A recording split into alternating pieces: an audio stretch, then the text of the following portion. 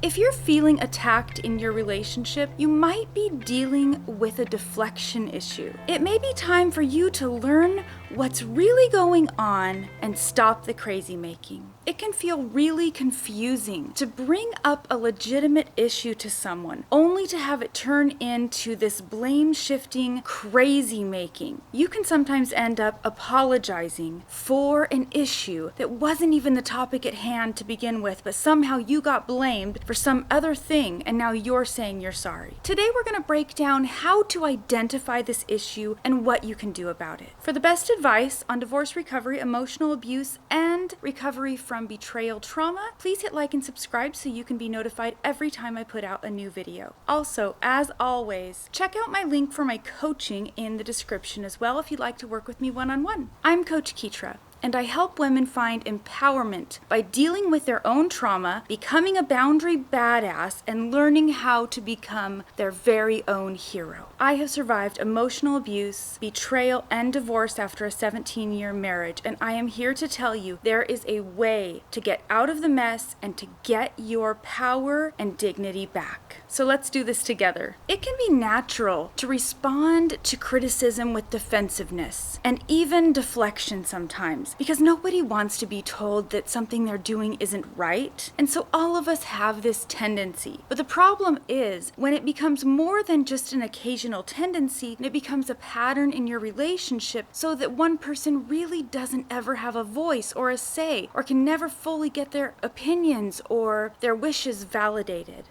That becomes a real issue. If you have made every attempt to change your timing and change your tone and change the words you use and be softer and really approachable in making your requests, but you still end up in this crazy making, blame shifting dynamic, then deflection is probably an issue that you're dealing with. In these situations, you're never even given the chance to earn the right to be heard or validated. So let me just role play an example of a very simplistic situation for you. Let's say the wife makes a simple request like, "Hey, could you please not take food off of my plate without asking me first? It really feels disrespectful to me." And then what if he replies with, "You're so selfish. Shouldn't you be setting a good example by sharing with me? I mean, I'm your husband after all. I shouldn't have to ask." And then maybe the wife responds and says, "Well, this really isn't about sharing. This is about me just asking you to please ask first instead of expect or take without asking." And then the husband might reply, "I cannot believe you are picking a fight in front of the kids. You know we agreed not to do that, and here you are doing it. And I'm not about to talk about anything with you until you can at least acknowledge this is an issue and you're picking a fight." When this little part of the conversation ends, it's actually just the beginning of the deflection process. Because oftentimes you'll have a husband, and I'm using husband and wife,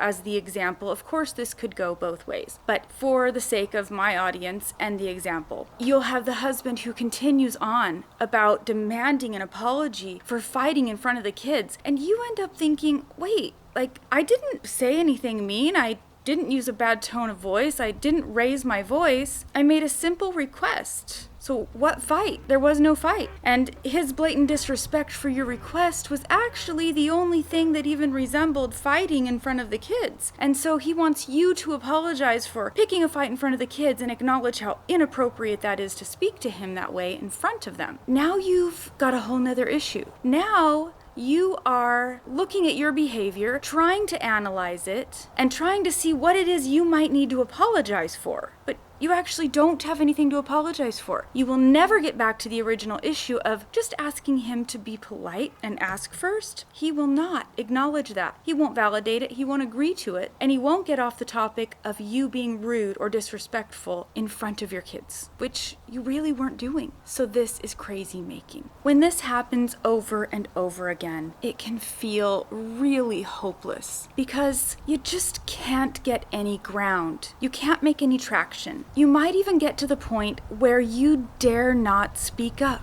where you stop sharing your opinion, you stop bringing up these things that you'd like the other person to do to just respect you, because you know you can't get anywhere. You end up over-explaining, over-communicating, over-functioning, and you just get exhausted and worn out from the entire process. So there really are two options that you have to deal with this. The first option is boundaries. I cannot do the topic justice here, but when you set up a boundary, you can either speak that boundary to someone or you don't have to speak it. You can just act on self-protection for yourself if someone has crossed that boundary. That means you can state, hey, I don't appreciate this, and I really don't want you to do it again. I would really appreciate it if you would consider my feelings, and you can set up the boundary. You can even state the consequence. If you do it again, then I'm gonna do this because I need to protect my own well-being. That might mean leaving the house. That might mean treating yourself to a timeout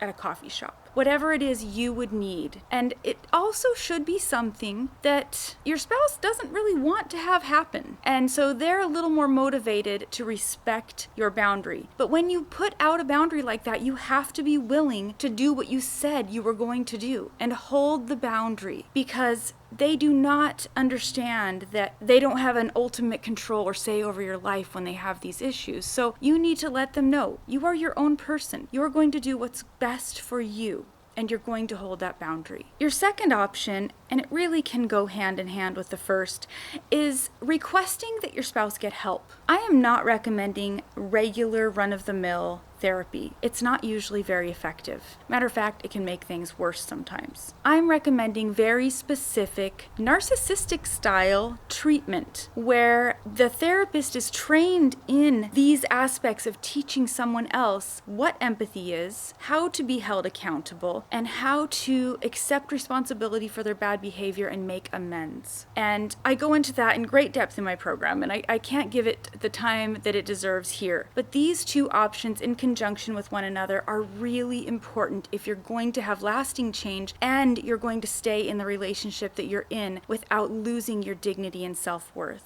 The power really lies within you. This is why it's so important to do your own work, to clear your own trauma. Because once that's done, you can become a boundary badass. You can take the power back in your own life. You can become your very own hero. If someone is committed to misunderstanding you, why would you want to waste your time explaining to them how to be a decent human being over and over, when the truth is they can act like a decent human being to everyone else? So they know how, and you are exhausting yourself in the process of over-explaining something to a person who is committed to not understanding you, not validating you, and not hearing your concerns. So, are you ready to get your life back yet, or what? If you are, check out my link in the description for my one-on-one coaching, and also there's a link for setting up a one-on-one phone call with me. I offer a one-time, totally free one-on-one phone call so that we can get some clarity around your issues, figure out exactly what's going on, and if you're a good fit for the trauma clearing and boundary badass style program that I have. I would love to talk to you. I would love to share with you, and I would love to hear your story so you can get some clarity. So even if you don't want to be a part of the program, at the very least, you'll get off that phone call feeling like you understand what's going on, and you might even come away with it having a plan. So don't waste any more time. Invest in yourself.